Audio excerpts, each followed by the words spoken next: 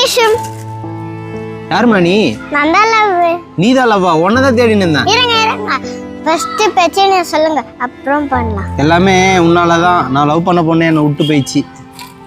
போயிடுச்சுன்னு கஷ்டப்படாதீங்க. உங்களுக்கு கண்டிப்பா உண்மையான லவ் வரும். டிஷம். இவங்க எப்படி உட்காந்துருக்காங்க? டிஷம். சிஷுமா யாருமா நீ? நான் தான் லவ். லவ்வா? வாமா, உன்னை தேடிட்டு இருந்தேன். உட்காரு, சொல்றேன். என்ன பிரச்சனை சொல்லுங்க. பிரச்சனையா? லவ் பண்ணி கல்யாணம் பண்ணி இப்படி கஷ்டப்பட்டுன்னு உட்காந்துக்கிறேன். எல்லாத்துக்கும் சண்டை வருது. நான் என்னதான் பண்றது?